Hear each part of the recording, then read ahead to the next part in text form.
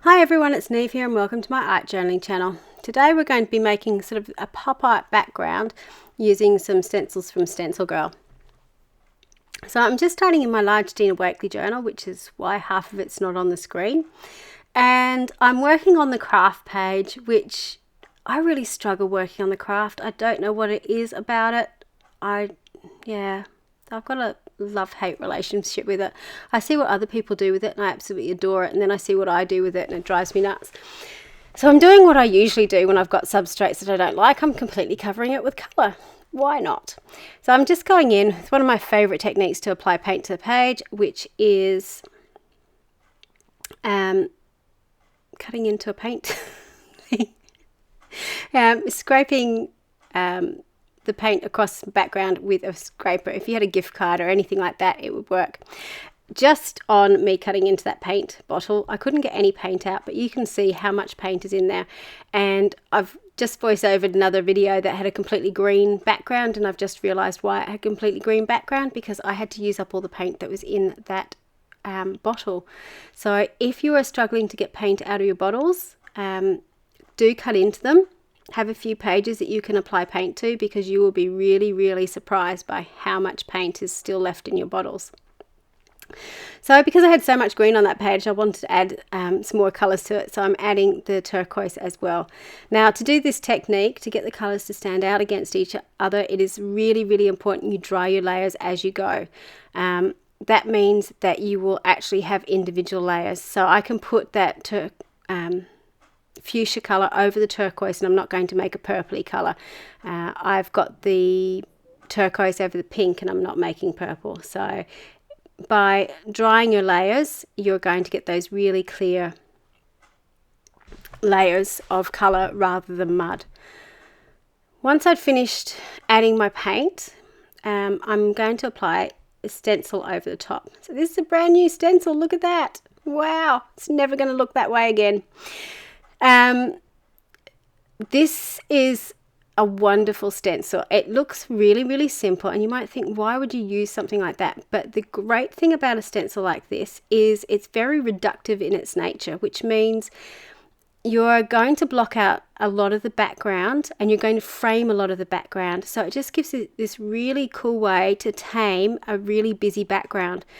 So where I've got those unusual patches of colour and things, you know, it looks like a bit of a hot mess in the background, by applying something so geometric over the background that has those big spaces of dark colour blocking out that background, you suddenly get a real focal point, I suppose, on your background that you didn't have before.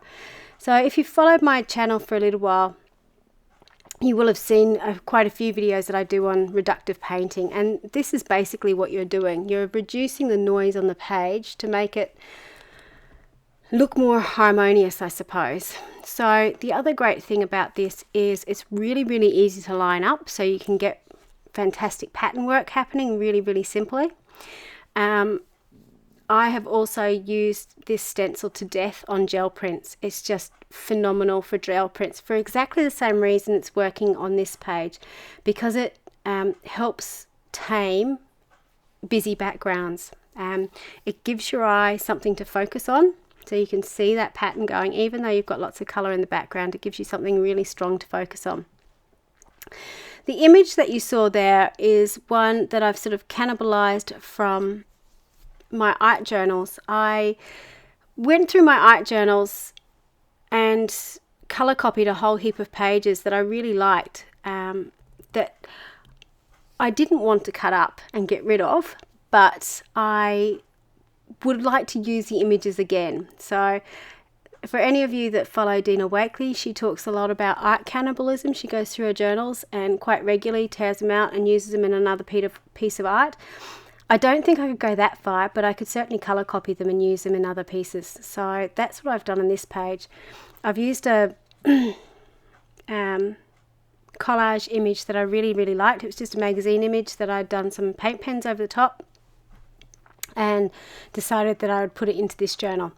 Just to add some interest to the background, I decided to do a little bit of line work on the ovals, and because it's me and I was obviously having a day, I also decided that I was going to put some extra stamping in the background.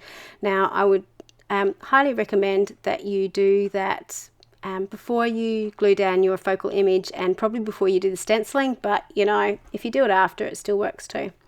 I'm just using gel medium to glue down my image onto my page. So as I said before, that's an image that came out of Fashion Magazine. I've just added extra Posca paint pens. I've added some stenciling over the top. I added a hat to her and cut out a mask.